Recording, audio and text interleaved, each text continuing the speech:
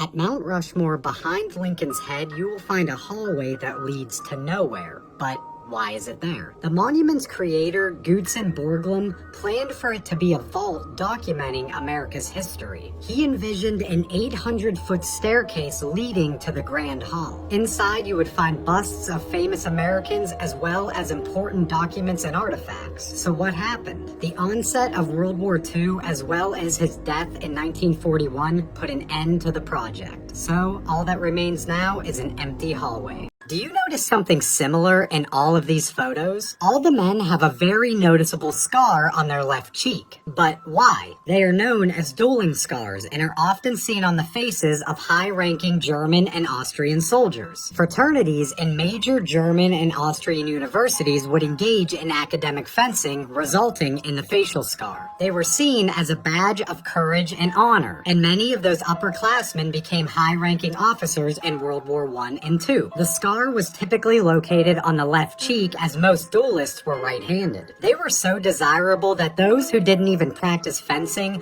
would scar themselves using a razor, or even pay a doctor to do it for them. For a more prominent scar, they would repeatedly tear open the wound. One of the most notable features of Gothic architecture is the gargoyle. But why is it there? Dating back to ancient Egyptian times, they were intended to symbolize guardianship of a building and to ward off evil spirits. But they did more than just that. They actually served a functional purpose. They were used to keep water from running down the building and damaging it. The word gargoyle is derived from Old French meaning throat. Think of them like the precursor to our modern-day gutters and downspouts. Did you know police once used a bomb-carrying robot to take out a sniper? In July of 2016, during a protest against police violence, 5 officers were killed and 9 injured by a shooter in Dallas, Texas. After hours of failing to persuade him to surrender, officers needed to come up with a new idea to neutralize him. They decided to strap 1 pound of C4 explosive to a bomb-diffusing robot. At 2:30 a.m., the bomb was driven near him and detonated, killing him instantly. It was the first time in history that a robot armed with an explosive was used by law enforcement.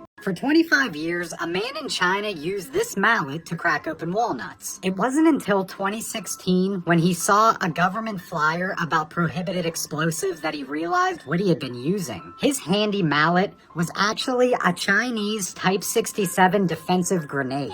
He said that a friend gave it to him in the early 80s, and he wasn't sure what it was, but it worked well for cracking open walnuts. This was the world's fattest man in 1890. Chauncey Moreland was born in Indiana and is said to have weighed 140 pounds at the age of 7. At the age of 15, weighing over 400 pounds, he joined Adam Forepaw's circus, who was a Barnum competitor, and he quickly became a lead attraction. He reached a final weight of 748 pounds and was billed as the human freight car. People came from far and wide to see his obesity, which was considered a spectacle at the time. He passed away at the age of 43 from kidney disease. Chauncey being billed as the world's fattest man sure shows how our perception of obesity has changed over the past 100 years. Why do the windows on airplanes have holes in them? If you ever had the window seat on an airplane, you might have noticed that the window had a tiny little hole at the bottom of it. This is known as the bleed hole, and despite its rather grim-sounding name, it's actually there to keep you safe.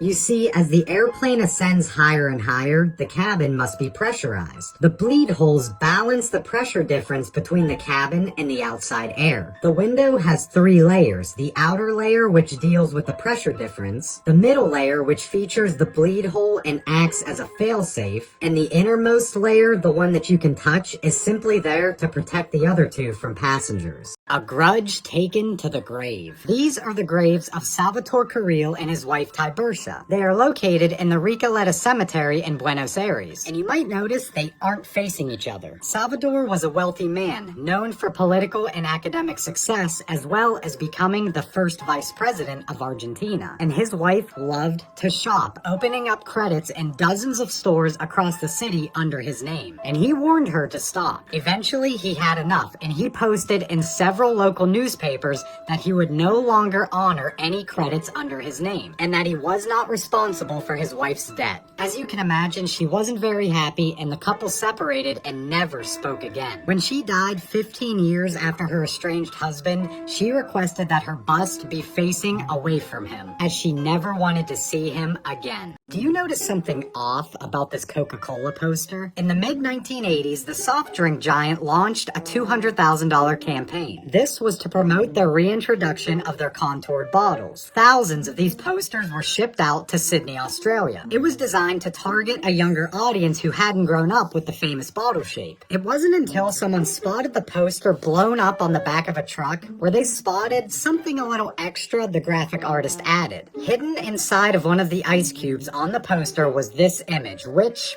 I think speaks for itself. As you can imagine, Coke was furious, the posters were recalled, and as for the artist, his little joke got him fired and sued. Have you ever heard of the Mole Man of Hackney? William Little was a man with a passion, and that passion just happened to be creating an intricate system of tunnels underneath his home. What started out as a simple wine cellar turned into a network of tunnels 26 feet deep and 65 feet in each direction. In his own words, I found a taste for the thing, and this hobby became a big problem. Sinkholes formed, neighbors complained, and he once hit a 450-volt power cord, which knocked out power to his whole street. This all eventually caught up with him, and he was evicted in 2006 and again in 2009. The tunnels were filled with cement, paid for by William himself. The Mole Man of Hackney passed away in 2010, and the house has since undergone extreme restoration. Why would this museum display empty frames? It's because they were stolen. In 1990, two men disguised as police officers entered Boston's Isabella Stewart Gardner Museum. They overpowered the guards and tied them up in the basement. In just 81 minutes, the men stole 13 priceless paintings valued today at $500 million.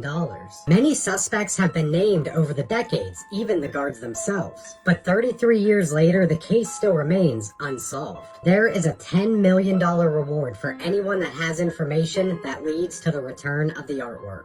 Do you remember those screensavers from your old computers? The 3D pipes, the mazes, and the flying windows were mesmerizing to watch. But did you know they actually served a really important purpose? You see, older monitors were prone to screen burn. This would occur when a non-moving image was displayed on the screen for too long. To keep this from happening, the screen would either go blank after a period of time or a moving screensaver would begin to play. They were never there for you to watch. They were literally saving your screen.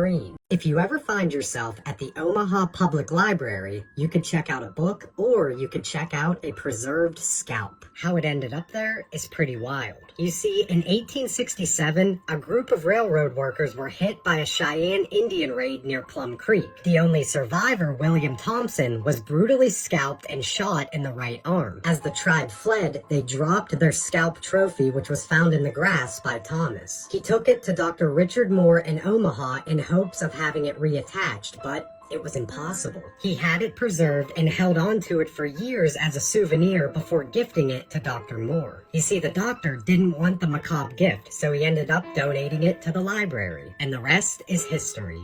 Now this kid has seen some.